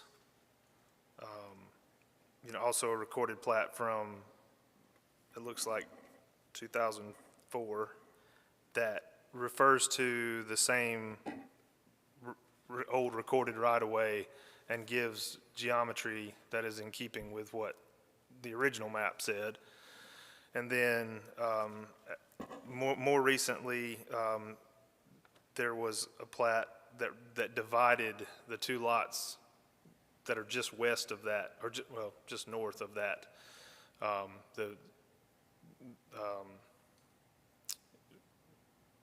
On here, it's lot 13A and 13B, but it's the 2 lots that are adjacent to that unnamed variable width right-of-way. And that was map book 36 at 56 and was recorded in 1996. And it honors the same geometry of that same original right-of-way. So that right-of-way hasn't changed, at least in terms of recorded mapping, since it originally was established in 1948. Now, how it's how it's been improved over time or how it's being used, maybe a different discussion. But in terms of the boundary line of it, it has not changed or been reduced, expanded, whatever. And there are generations of maps that honor it. So I just wanted to point those out, and I can enter these into evidence and pass them if y'all want to see them. Okay. Well, can you ask one question? I think that the configuration of the right-of-way, I mean, at least the map that Mr. Schulman submitted doesn't appear to be different than what, than what's proposed here. My question stems from his first point, which was, well, actually, it was his third point, but the setback from the ditch. The proposed improvements that are there, do we have any knowledge of whether there's going to be any conflicts with that ditch? Because the ditch would presumably be out of the right-of-way, so you guys wouldn't have the ability to go in and pipe it, move it, shift it. I just want to make sure that what's proposed can be built. Right. I mean, my understanding is, at least, and I'm not sure that the picture that was shown was exactly where we were looking, at least. I mean, I've been out there. That looks familiar. Okay. That's down by the end, I think, where it turns into that variable width right of way with the two existing houses. Yeah. So, in the fence, if the fence line is running along the right of way line, I mean, there's a fence there. There's not one in this picture. I'm pretty sure I've seen. He's pointing to something that along the back of the. See. Oh, there it is. Okay. Excuse me, there is a wooden fence. It's largely obstructed by vegetation, but it's where that cursor is there. Is that approximately where the right-of-way line is, do you think, or have you staked it? I don't have the location of the fence relative to the property line shown on the map, but we have located iron pipes that are consistent with what is shown on the recorded plats. So Okay. I don't know how this works. I mean, the public hearing is closed. Let's finish this line of questioning first. Please. And then I think if Mr. Schulman would like to, since he's a party, he can, but let's do it one at a time. Certainly. I didn't have any more questions of Jeremy. Did you guys? So is that the right-of-way we're talking about, is it going to be improved in any way? Looks like. The proposed plan does show improving the road, but not outside the limits of the right-of-way. And, kind of as we talked about before, I mean, stormwater utilities, all the other regular design standards that don't require, any request for variance will have to be complied with as we move through final design and technical review committee. Okay. All right, Mr. Schulman? And for a point of clarification from staff, the waivers being requested for that variable width are from the alley standard. They're proposing the 20 foot of pavement with the header curb. So it's going to be the cross-section, the third cross-section from the left. I saw it. Just want to make sure. Thank you. Mr. Schulman? When we talk about the fence, people put fences up because the property, the ditch is on the back side of that fence. We don't know, and that's the point. We don't know if this even exists anymore. The property lines have been very muddied up on Giles Road. We already know this. We know this because of Lanier's. We know this because of Greenville Village. We know this if we go back and look at the maps when it was Old Church Road. And the only way you'll even know if this actually exists is for them to have the city or someone survey it. That is what my point is. If it is not surveyed, there is no emergency access. And as I understand, if there is no emergency access, this project cannot go forward. So if we don't know this information, we shouldn't be approving anything or going forward.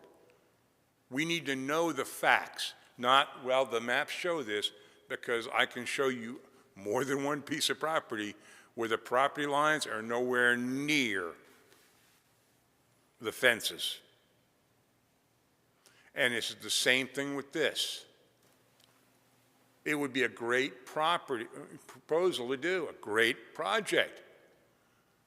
But with the density, the access, the emergency access, if you have a fire and you have to go through that center road, Captain Elrod can tell you that's going to be blocked up. That means people can't get out. If there's a fire in the front, where do people get out? You've got drainage issues already because of the other drainage ditch, and nobody's talking about any of those. This project needs much more planning. We don't need to go forward if we don't know the facts, and they don't know whether this exists or where it is or where it isn't. If it's the same problem though, where they talked about going through Oleander to Giles Road. You can't, what are you going to do? Tell the person he's got to move his house? He's been there for 30 years. You've got other trailers in the middle of the right-of-way in linears. Then you go down, if you want to follow it all the way down, what are you going to do when you get to the trailer park? They've taken that property. They've seized it aggressively. And they made a business out of it, and they are home to approximately 500 people. And that's a private road in there. So that's the next question is, we can't use that road. So it's one way in, one way out on Pfeiffer Avenue. So those are things we need to look at. Thank you. Thank you.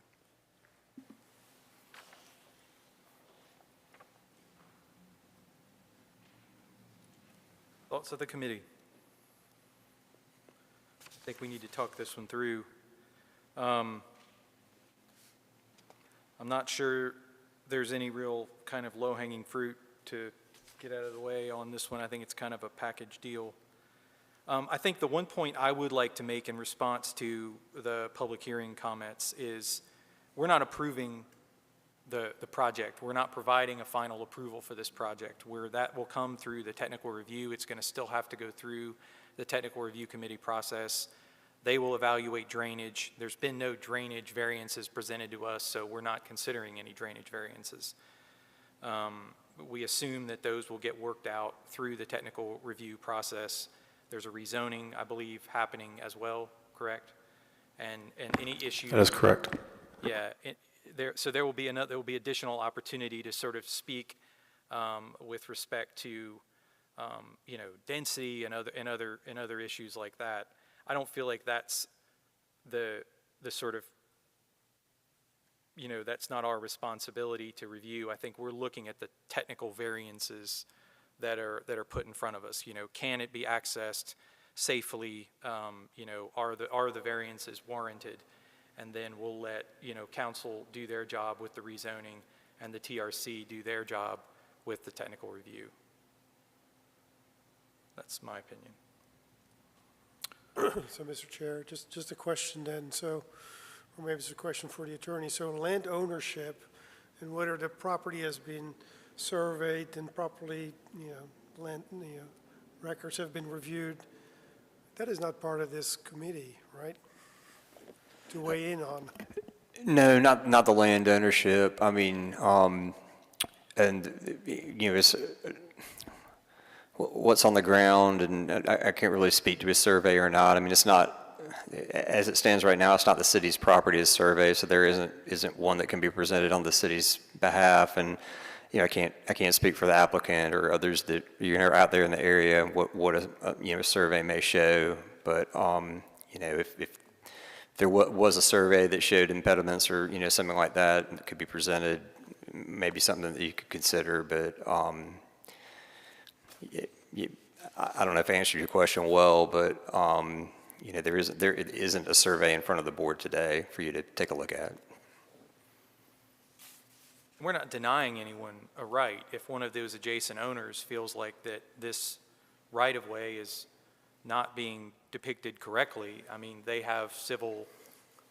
I mean, in my opinion, you know, if it's not this board that would ultimately be accepting this right away, that's a council determination, and council can only accept what's there and available to be accepted. You know, at some point, I would think a survey would need to be done, but to, you know, make sure that it's in the right place where the plat shows that it is. It sounds like that may not have been done up to this point, but I don't know, can't confirm that. Okay, thank you. So let's talk this through. What are the concerns? I mean, I don't see anything prohibitive from achieving the standard right-of-way width, right? Because it's just a paper street right now. It doesn't, the city doesn't, it's not a right-of-way currently. Is that correct? It's a paper street. It is a right-of-way right now, the 30-foot as I understand it, but it is not built. It is unimproved.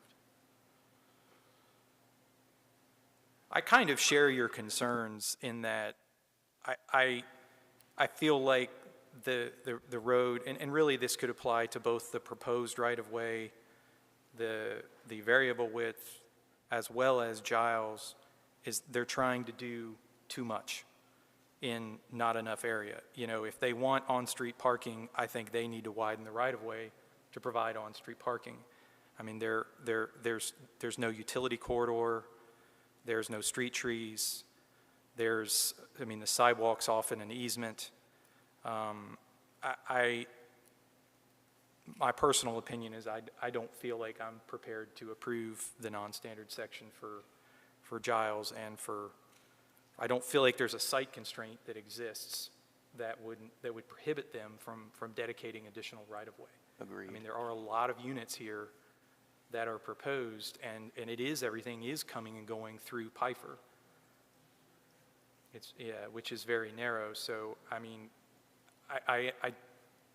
that's my opinion. Now, there are some definite site constraints with the existing right-of-way that if it were extended, you know, would be limited. So, I mean, we don't want to hold them to a full 60-foot right-of-way, which, because, you know, the transition to that, should it ever be extended, which is unlikely, as Mr. Schulman pointed out, I think we have to look at this as if it's a standalone project that will never be extended. Agreed. I mean, the loss of street trees, I think, is problematic.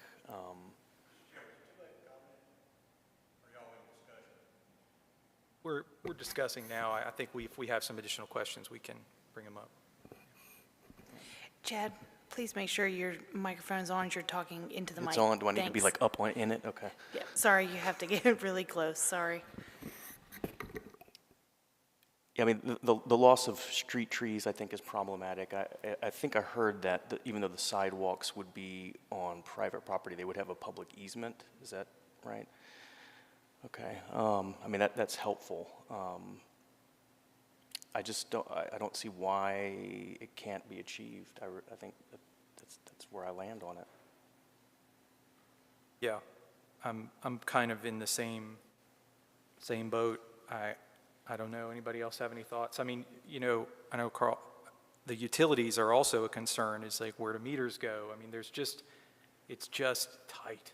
Right, and that, you know, and was the origination of my question earlier, you know, not trying to get into the technical parts, but that's a significant right-of-way reduction to get the same amount of underground utilities still in that space. And, you know, like in other projects, you know, when we consider, you know, there's usually site constraints, and here I don't think it has been demonstrated that there's a site constraint that warrants the reduction in right-of-way. Okay. I guess we can bring the applicant up who did want to say a few words before we begin any further discussion, if you'd like.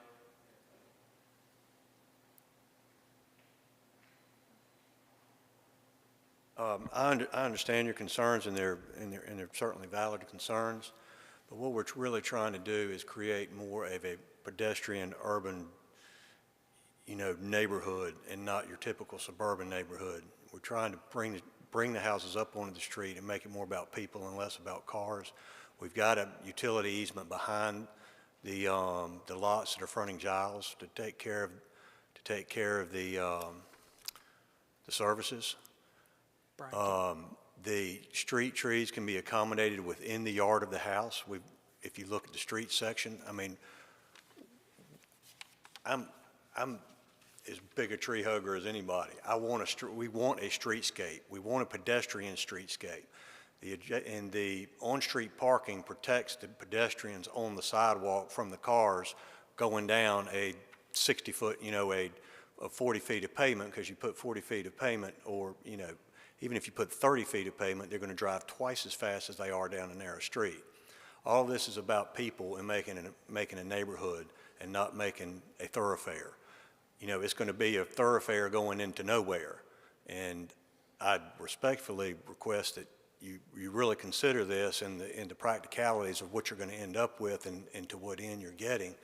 I think there's ways to achieve and get the street trees in there. If you'd rather have more pavement and no parking,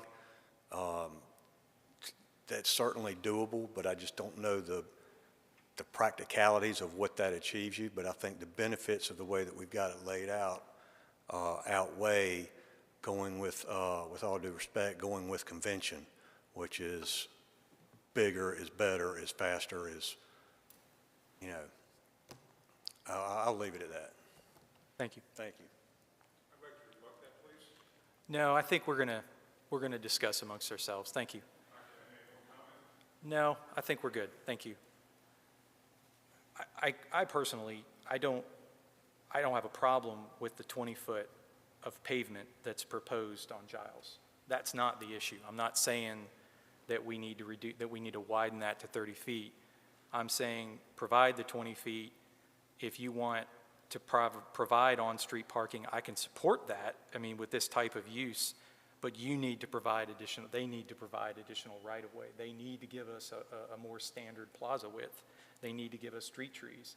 And if that takes out of their area, then it takes out of their area. I think that they're pushing everything, they're using their portion of the property too much and forcing too much back into the right-of-way, and it's just, I personally don't feel like I can support it.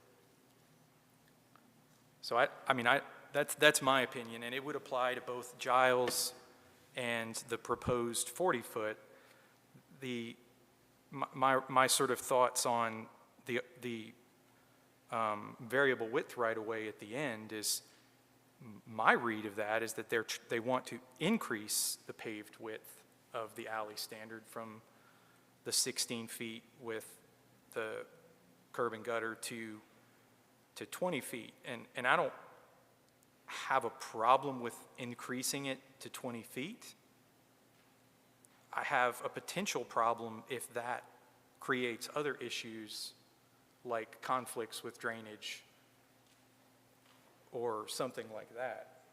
You know what I mean? Mm-hmm. I don't want that just because they get, if we do allow the 20 feet and that pushes it all the way up to the edge of the ditch, we've created a safety issue. And I don't want to do that. So I don't really know how to proceed on that.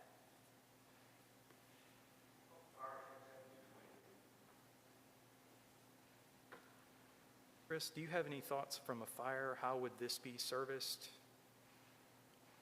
Well, I would have some questions that can't be answered as a part of this particular set, because I'm looking at duplexes and quadruplexes and so forth, and it depends upon how they're classified from the building code for, if they're going to be considered R3, or they're going to be considered R2, is there going to be a sprinkler requirement? If there's not, that's not for this board to discuss, but it would be something that I would have to come into question, because then you're going to be looking at the added utilities that would also have to be included if that is required.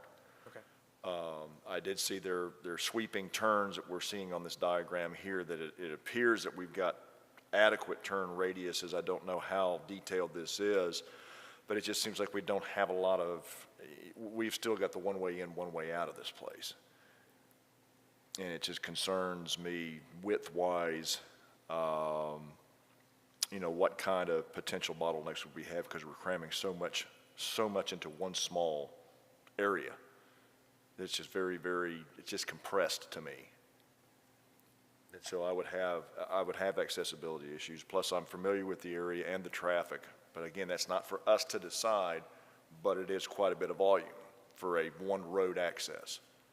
And that's something that I would be concerned about. And I know that's probably not this committee's purview. It's more of the technical committees dealing with that, but that would be a concern that I have. Okay. And while I appreciate, you know, the density, I have the same concerns about, like, what does that look like when you're going down Pfeiffer? And we talk about being a pedestrian-friendly environment, which I am super in support of. I think the most important thing we can do is make places for people. I will say, though, in an urban environment, when you look at a pedestrian-friendly environment, what you have is a generous right-of-way, almost without fail. They are hard-pressed for me to think of almost anywhere that has an urban condition with a compressed right-of-way other than maybe some like 600-year-old European villages or something. So I think the goal is okay. The application of how we're getting there needs some adjustment. I'm not feeling this generous urban space for walkability. It's just not, I'm not feeling that. Okay. I'm not sure where to go here. I guess through each variance. Okay. I guess so. I understand this is a question maybe for staff. We're treating the new proposed 40-foot as a collector street. Oh, I was like, he was there. So that's why they're required to have the 60-foot right-of-way, and they're proposing the 40-foot right-of-way. Is that right? But I guess I don't know, I'm struggling with this one. Mr. Chair, if you're considering denial, and this is just a suggestion, but I think the applicant and the parties have heard the concerns that the board has. It may be worth considering a continuance if that's acceptable, or if the applicant would want to make a motion for that, if they wanted to consider some changes based on what's been discussed. And certainly if there's anything else that needs to be discussed on the other items, that's certainly an option that the committee can consider. Yeah, I think that's definitely something that would be great. I mean, I don't want to have to deny anything if I don't have to. I think if there's work that can be done. But I think we do owe the applicant some discussion on all 6 of the items so that they can potentially make any necessary adjustments. I feel like there's been some discussion about the issues we have with Giles.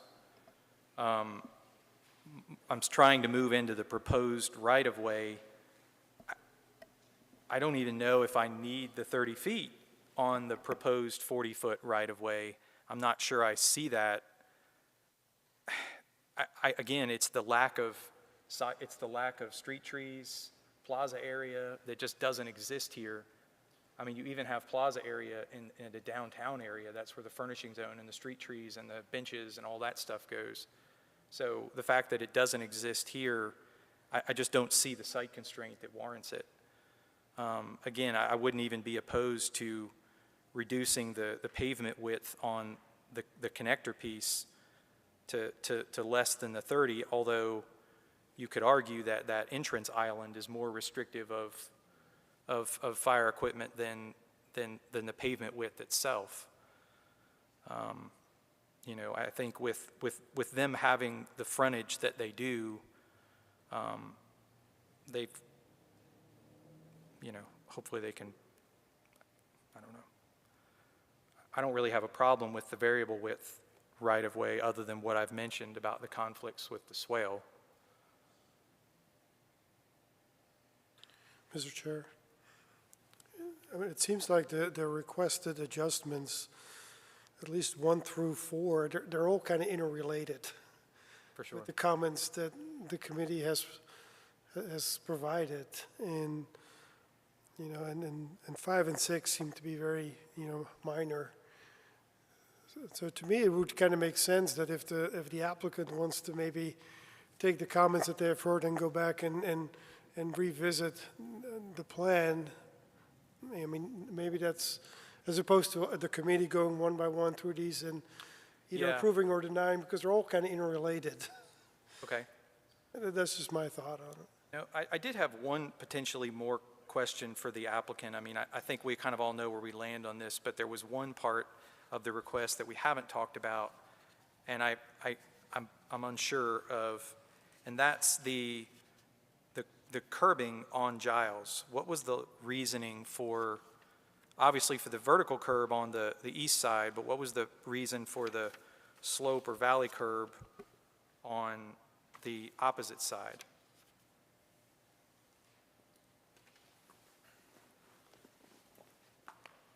So the thought there was, you know, providing flexibility for the future access of those existing lots along the south side or the west side.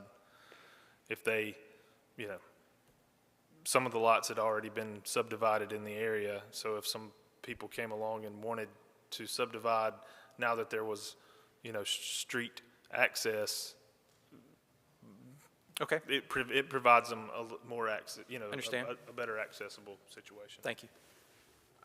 I think my response to that is I can support that side of it. My concern is if parking is going to be tight, you're now enabling all the cars to just hop the curb on the other side, and they're then parking on private property, and we're creating a private property issue. So, you know, if we're going to support that in the future, I think it needs to be signed with no parking, so that the residents, potential residents here, don't take that as an opportunity to sort of create parking over there, because I don't want to do that to the adjoining residents. Oh, I would recommend vertical curb, I mean, just to eliminate the situation. The situation, okay, If yeah. future access is wanted, then a driveway could be permitted. permitted, yeah. Yeah, okay. And the, you know, the flip side of that is the resident may not want to look at no parking signs in their backyard either, so there's that. So, okay, I just wanted to make sure we provided sort of feedback, and I guess now would be, you know, I think having heard all that's been said, does the applicant want us to proceed with a vote on this, or do we want to withdraw or to continue it to the next meeting? I mean, we can do either one.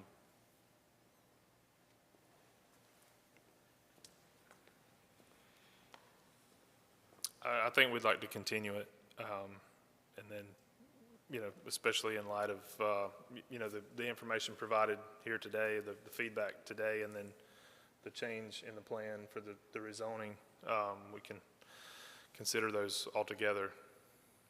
Okay.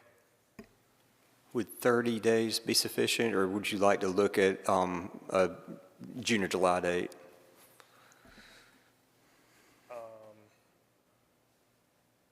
Brian, can you speak to the schedule on the rezoning portion of it? Right now, it's currently scheduled for June 1st.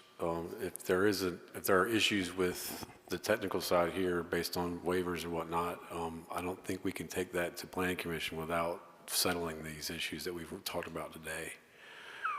If it went to the June, if you continued today's meeting to June, it would be believe the 20th.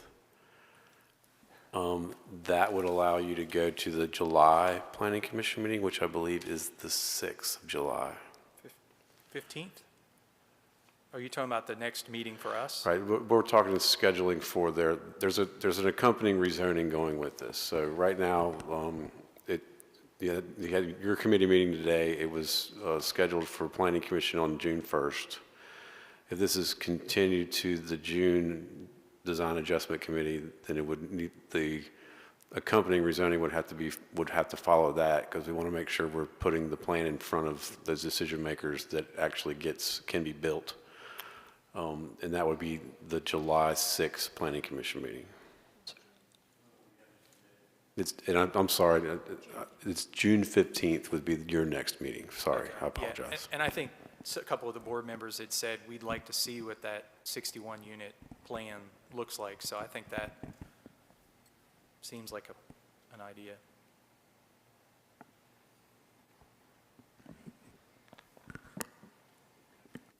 So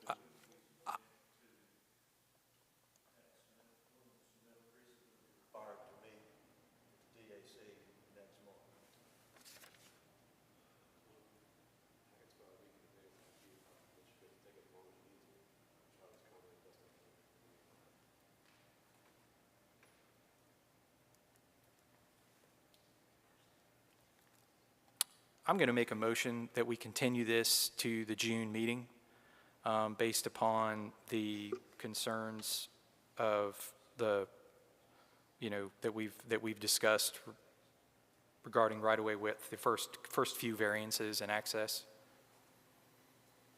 I'll second. All in favor, say aye. Aye. Opposed? Okay. Thank you. If there's no other business, this meeting closed?